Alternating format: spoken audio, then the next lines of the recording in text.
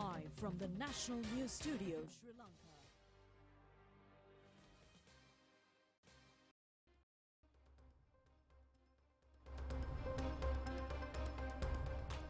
A pleasant evening and a very warm welcome to the National News Broadcast. We are coming to you live from Rupavahini's News Studios. I'm Dilanjali Ananda. And I'm Siobhan Pereira. Let's take a look at your headlines right away. Religious programs organized island-wide to mark Pusun. A large number of devotees gathered in Anura, Mihintale and other religious places. The history without medicine, fuel and fertilizer should not be forgotten, the President says. One should not become a hypocrite to accept the truth, SJP MP Rajitha says. Sri Lanka's commitment for the promotion of environmental tourism industry is highlighted. WHO issues a global warning over the use of Ozempic, a fake medicine.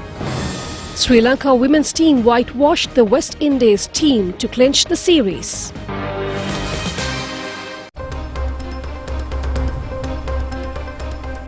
Now for those and other stories in detail. Today is Pusun Full Moon Poya Day, which marks the meritorious advent of Arahat Mahinda to Sri Lanka. Now, this is the highest national religious festival that marks the foundation of the Buddhist civilization in the country and the establishment of the Buddha Sasana in the island. Arahat Mahinda establishing the Buddha Sasana in this country. He is chanting the Chulla Hattipa Depama Sutta to a group of about 40,000 persons, including King Devanampiya and the Samachitta Pariyaya Sutta to the deities, and several other important events are connected to the Pusun Full Moon Poya Day. Under the guidance of Arahat Mahinda, the king and the people of the country observed the Panchasila and Tisararana and became Buddhists. With that, social ethics, the economy, thoughts and wishes of the people and attitudes were nourished according to the new philosophy. A new vision which was useful to the sustaining of society was established together with the revolutions of this philosophy. The Dhammadipani Dhamma sermons organized by the office of the Prime Minister was conducted at the temple trees today. The Dhamma sermon was delivered by Venerable Ambulugala Sumangala Thera. Prime Minister Dinesh Gunawardene and many devotees joined to listen the Dhamma Sasana. The live telecast of the national television Dharma Varsha religious program was held from the Abhayagiriya Rajamahavihare premises in Anuradhapura today. Buddha Puja, Dhamma sessions, Dhamma discussions and community treatment services were also included in this program. President Ranil Wickremesinghe says that the responsibility entrusted by the Constitution to safeguard and nurture Buddhism will be achieved properly. The President made this comment issuing a Pusun Poya Day message. The President states that the religious way of life delivered by Arahat Mahinda Thera should be utilized to solve the economic, political and social problems in the island and to build up the country. The guidance given by Arahat Mahinda Thera is even exemplary for good governance in the country today as well. Pusun Poya Day can be considered as the opening point of the Sri Lanka's national culture. Prime Minister Dinesh Gunawardene says that 1,000 years long concept of the tank, Dagaba, village and temple is further highlighted by Arahat Mahinda Thera's journey to Sri Lanka. Issuing a Pusun Poya Day message, the Premier says that Mahinda Thera's journey to Sri Lanka led to create innovative cultural concepts and social values in the country. Opposition leader Sajith Premadasa says that Arahat Mahinda Thera's visit to Sri Lanka helped to create a cultural, social, political and religious transformation in Sri Lanka. In his Pusun Day message, the opposition leader further said that all should be united to create a disciplined and righteous society and good governance era in the country. The national television Dharma Varsha religious program was held from Abhayagiriya Rajamahavihare premises in Anuradhapura today.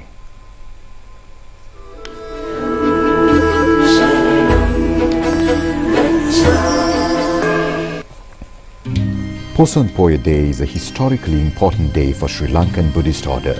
A large crowd of devotees and pilgrims arrive in the Anuradhapura sacred city annually. Devotees observed Sil and engaged in many religious observances. All necessary facilities for the pilgrims have been finalized in the Anuradhapura sacred area. There are over 200 dansels in Anuradhapura. There is a large crowd engaging at the Ruwan Valley Mahasaya and other Atamasthana premises.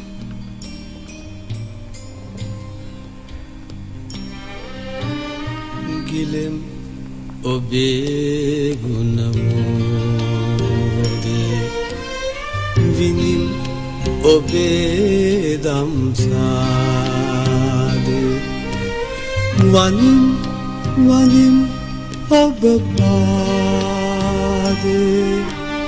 Tilowag Buddhu Samide.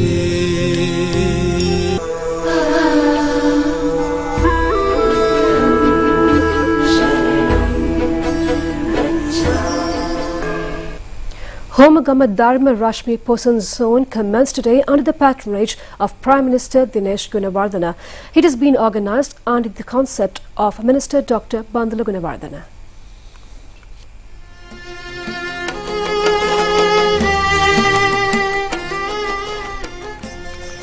This event is annually organized, covering 13-kilometer area in and around Homagama town. Philanthropists and donors of the area provide financial assistance for this Posan zone. To initiate the event, the Pindapada Charika was held this morning with the participation of 50 Buddhist monks. They collected food items and other needs for all patients who are undergoing treatment at the Apeksha Hospital in Maharagama. An exposition of Buddhist relics was started at the Sri Uttararama temple in Pitipana this evening. People can worship the relics from 3 p.m. to 10 p.m. during this period. Many features including pandals, lanterns, decorations and dansas are included in this Posan zone. This will be concluded on the 23rd of this month. Police informs that main roads in the Posan zone will be closed from 6 p.m. to 1 a.m. The national television will live telecast the Bathigi concert organized at this Posan zone tonight.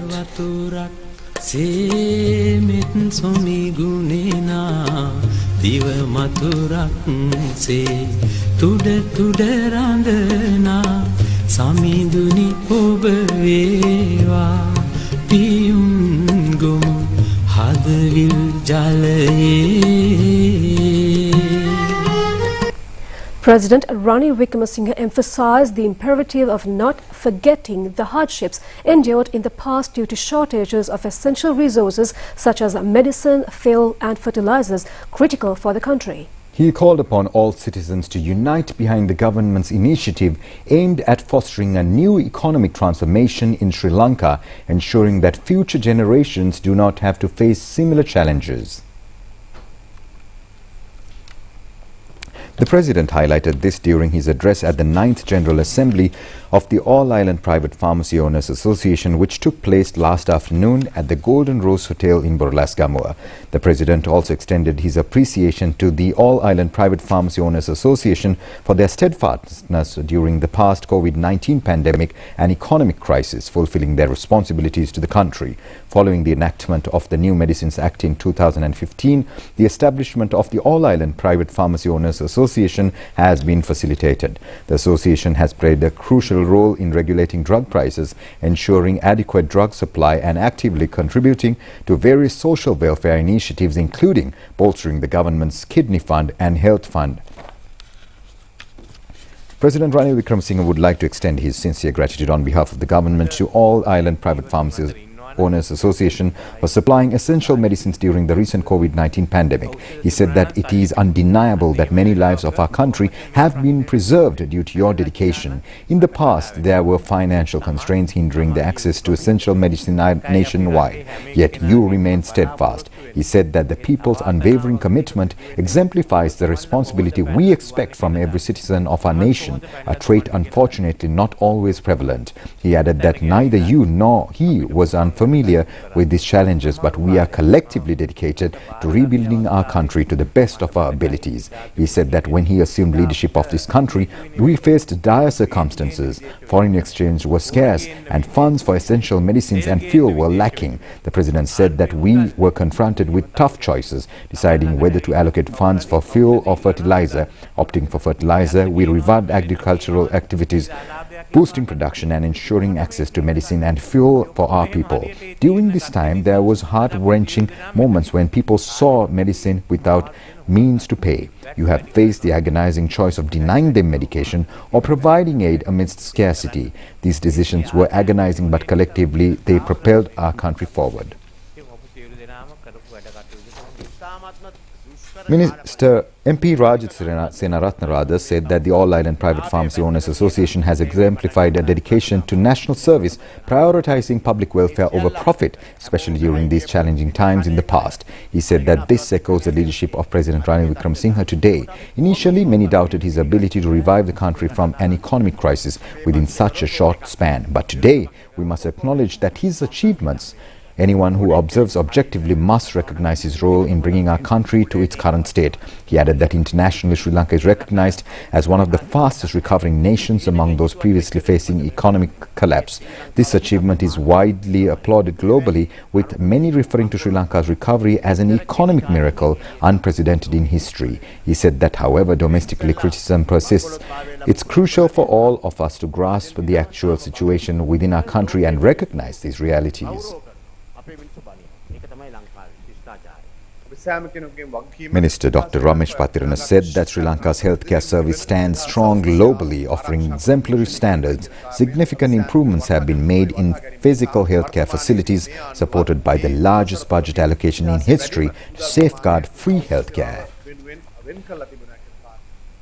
Senior advisor to the President on National Security and Chief of Staff of the President, Sagla Ratnayaka, announced that President Ranil Wickremesinghe has directed to take necessary measures to either rebuild or provide compensation subject to the maximum limit for houses that were completely damaged by the recent adverse weather conditions. Sagla Ratnayaka shared these views during a discussion held at the Presidential Secretariat yesterday concerning the rebuilding of houses fully and partially damaged by the recent adverse weather conditions.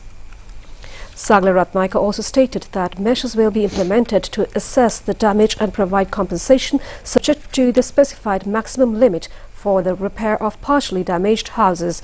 The discussion extensively covered the reconstruction of houses affected by natural calamities such as strong winds, floods and landslides, which have impacted various parts of the country in recent days.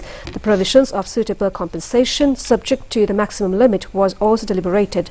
To ensure appropriate compensation within specified limits for fully damaged houses upon agreement with beneficiaries and prompt construction of such houses with the assistance of the armed forces.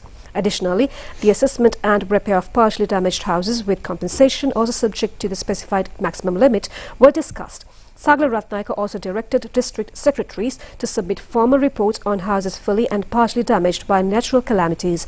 In attendance at the discussion were State Minister of Defence Pramita Bandara-Tennakon, the 3 commanders of the armed forces and the heads of relevant line institutions. Participating remotely were district secretaries and divisional secretaries via online technology. President Ranil Wickremesinghe emphasized Sri Lanka's commitment to advancing ecotourism through the conservation of wetlands. Now, the President underscored this futility of waiting for external funding to combat climate change and environmental challenges, urging tropical countries to explore self-sustaining financial models tied to environmental projects.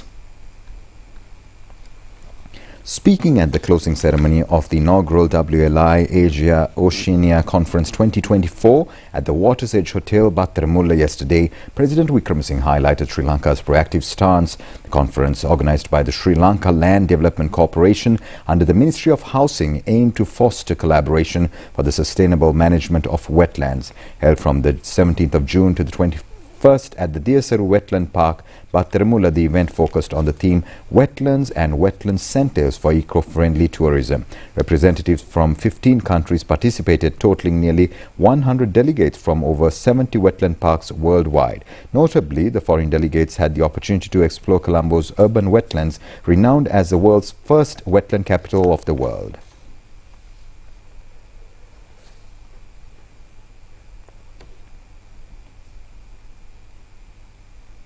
The need of development, partly the need for people to live. Nevertheless, development and population expansion has taken its toll on wetlands. So what you have undertaken is how to preserve it, and that's one objective which we all agree with. We have to emphasize, and we certainly will give priority to saving our wetlands. So this Diyasuru Park is one of them. We are also now planning to have another tourist attraction over 1,000 acres of wetland in down south. So that will be really large. How do you preserve the wetlands? As you go along, you get some more wetlands in Akurala that has to be preserved. So many of the wetlands will be preserved. Some will also have tourism, eco-friendly tourism. Certainly that's one area. That's just one part of what we are doing for ecotourism, wetlands. We are taking about another 1,000 acres next to Horton Plains to ensure that we have another ecotourist area that comes in there. So Sri Lanka will identify and will start certainly safeguarding these areas such as what is needed here as wetlands. But what we feel is that there's a lot more in the world that we have to safeguard. So we are also promoting the concept of the tropical belt. It's in the tropical belt you find the wetlands, the savannas, wherever you can certainly, these are the crucial area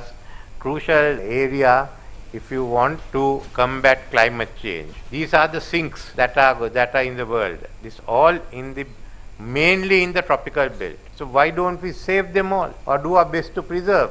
So let's see how many commercial projects we can find in the wetlands. We are also looking at the role that the Indian Ocean can play as a sink. It's even greater. We are now promoting a concept. Let's see how we can certainly commercialize these areas, not for normal development, but certainly for the environment. How much can we do for green financing, for green economics to get credit? So this is what we have to now look at. The environment in our regions, in the tropical belts, is under threat, and we should not be looking at money to come from outside.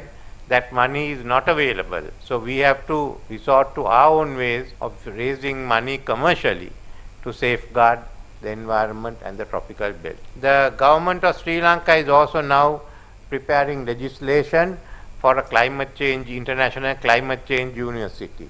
The first of its kind, which will be linked to many other climate change centers, where on the lines of the East-West Center, people would come in for short-term training or for postgraduate studies. It certainly will be, it will be the center of a climate change educational and research network. So these are the two major proposals that Sri Lanka will put forward, and we hope to pursue it in the coming year.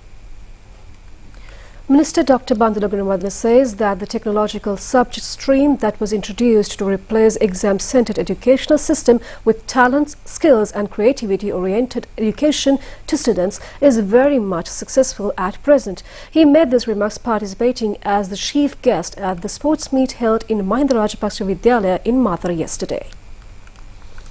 The sports meet was held at the Uyanwata grounds in Mathura. The minister presented awards and certificates to the winners of the sports events. Minister Dr. Bandula Gunawardene said that under the exam-centered education, students pass exams but they fail in their social life. This new system has been arranged to provide special training based on the skills, talents and the abilities of each student. Accordingly, the newly introduced technological subject stream is very much successful at present. Under this subject stream, students are given IT knowledge, engineering technology, biosystems technology and many other subjects. Under the leadership of President Mahinda Rajapaksa, 1,000 Mahindodaya science laboratories have been set up in many schools island-wide, but no one in the past regime wanted to deliver political speeches.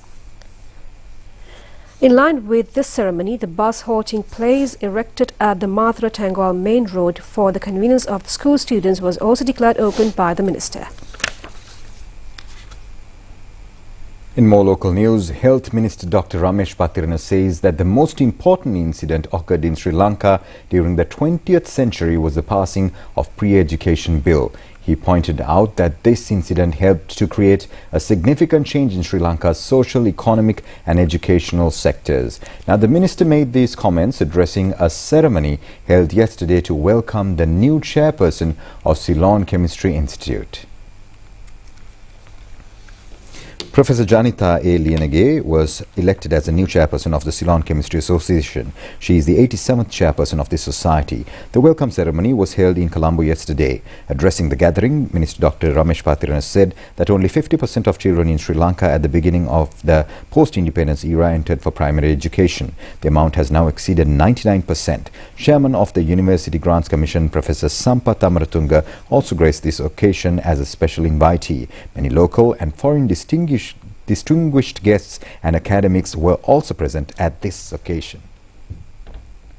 I am deeply aware that progress and achievements of the Institute of Chemistry Ceylon are the result of the hard work and dedication of many. We all know that our younger generation is desperate in finding higher education opportunities. In the very near future, with the expansion of the premises, we hope to strengthen this education arm by introducing more undergraduate and postgraduate programs and establishing collaborations with foreign universities, especially for recognition for the postgraduate degrees, sandwich programs, etc. As we look towards the future, I am committed to leading the Institute with integrity, transparency and a shared vision for success. Now, the officers who have successfully completed the Tamil language certificate course held by the Sri Lanka Rupavahini Corporation were presented with certificates yesterday. The awarding ceremony was held at the Research and Training Unit of the corporation under the patronage of the chairman, Professor Sudhanta Lienage. According to the Constitution, priority has been given for all communities to confirm their language rights. Accordingly, this Tamil language training course was conducted for the benefit of Sri Lanka Rupavahini Corporation officials. This was conducted by the Department of Official Languages. The course coordinator was head of the Research and Training Unit of the corporation, Malini Sivakumar. A group of executive officials of the SLRC received Tamil language proficiency certificate at this event.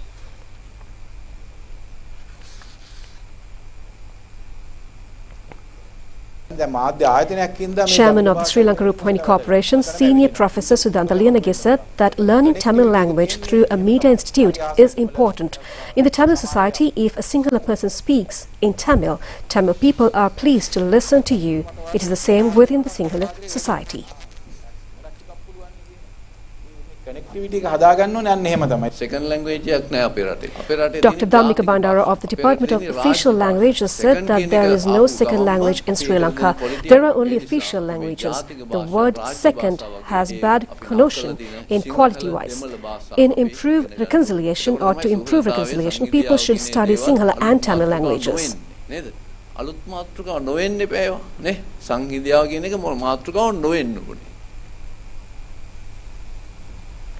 Certificate holders also presented some Tamil cultural events.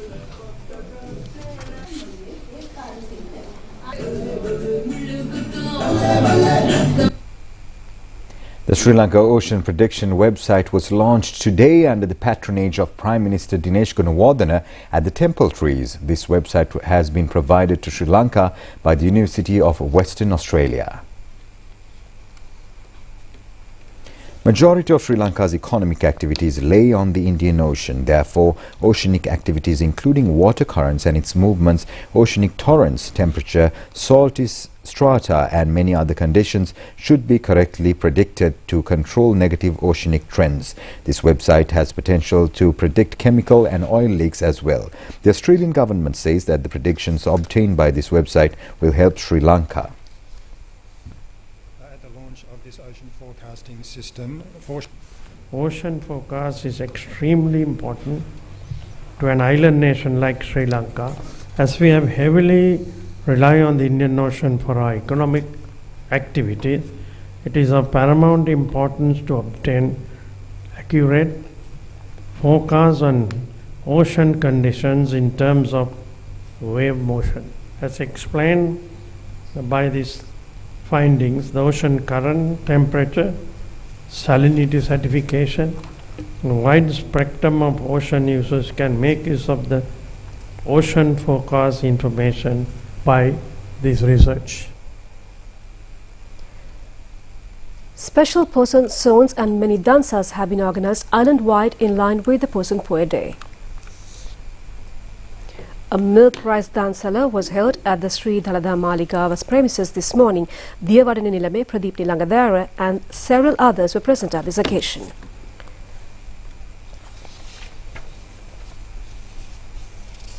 A Thosa Dansala organised by Uva Provincial Ministry of Education, Media Bureau and the Transport Services Authority was held in front of the Uva Provincial Council today for the fourth occasion. Minister Nimasri Pala de Silva, State Minister Chamara Sampath Dasanaika and many others were present at this occasion. A rice dancel organised by the General Secretary of the United National Party, Palitharanga Bandara, and at the Sirikutha staff was held at the UNP headquarters premises today. Ravi Karuna Nayaka, Akila Viraj Karyavasam and several others were present at this occasion. The Jatika Sevaka Sangame has organised an ice cream dancel as well. A free distribution of spectacles for the people with impaired vision was held at the UNP headquarters under the patronage of General Secretary of the United National Party, Palita Langabandara. The relics of Buddha brought from the Yalvela Bodhirukarama temple in Mahiyangane was brought to the Sundarama temple in Beliata. Then the Poson zone at the temple was started under the patronage of Minister Mahinda Maravira. White clothes were distributed among the devotees who observed seal at this temple. Kurunduwata Community Police Unit and the United Streetville Owners Association was held a rice dancela for the third occasion this year to mark the Poson Poya. The Poson Rice Dancel organised by the General Merchant Society Limited in Kirulapana was held today at the Kirulapana Public Market Complex. The Rice Dancel organised for the second time by the Arangala Golden Sports Club was held today at the Arangala Jagat Mavata. A rice dancel was held in Dadigama to mark the 113th birthday of late Prime Minister Dudley Senanayaka. Residents of the Dadigama and Senanayaka family members were present at this occasion. An ice cream dancela and a soft drink dancela organised for the second time was held in Hatton Town to mark Poson Poya Day. Ratnapura United Lorry Owners Association has also organised a rice dancela with the help of Ratnapura businessmen. It was held this year for the 22nd occasion. A Tamil staff of the Vavuniya Provincial Deputy Health Services Office has organised a chickpea and cooked drinks dancela. A rice dancela was held by Anuradhapura Vikramaratna Memorial Foundation. It was held at the Jaffna Junction in Anuradhapura. Many dancers were organised in Polonnaruwa district as well. A large crowd gathered at the rice dancel organised in Giritale area. The rice dancel organised for the third time by the villagers of Kamarugoda was held at the Kamarugoda Junction. A Poson Bhaktigi concert was also held there. Bread and Sinisambol dancela was held at the Morala Junction today. 2,000 loaves of bread was distributed here.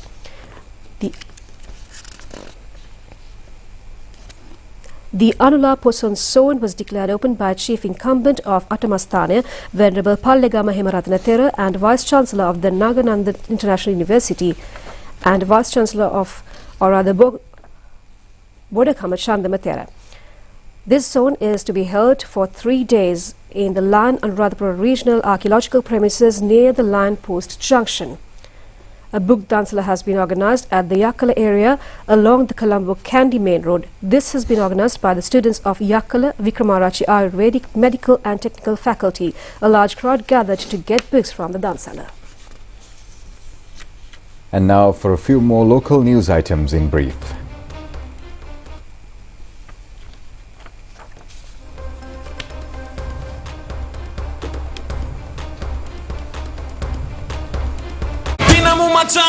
Prima kottumi fantamai.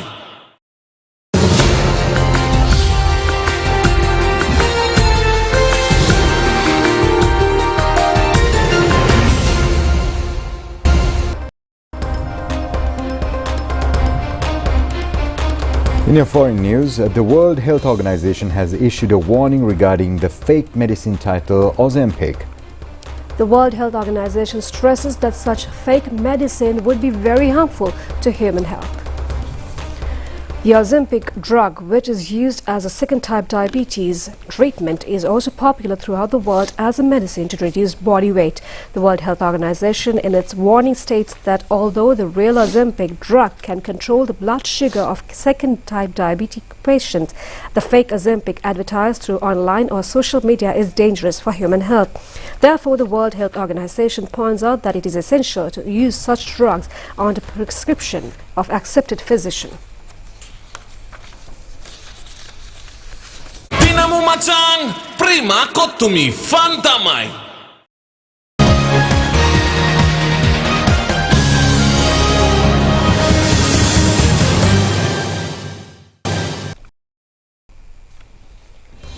Now, Sri Lanka women's team whitewashed the three-match ODI series against West Indies women's team 3-0 today. Sri Lanka team won the third and final match played in Hambantota today by 161 runs. Batting first, Sri Lanka team scored 275 runs for 6 wickets in their 50 overs. Chamariyatapattu scored 91 runs. Nilakshika Silva scored 63 and Anushka Sanjeevani 53 runs. In reply, West Indies were all out for 115 runs in 34.5 overs. Sachin Nisansala claimed 5 West Indies wickets for 28 runs. Sachin Nisansala was named as the player of the match. Rashmi was adjudicated as the player of the series. The first T20 match between the two teams is to be played on the 24th of this month. We'll have to wait and see. Pinamu macang, prima kotumi, fantamai. And that's all the news we have for tonight. Join us tomorrow at the same time for the very latest on Channel I. I'm Dhananjali together with Shiva signing off. Good night. Good night.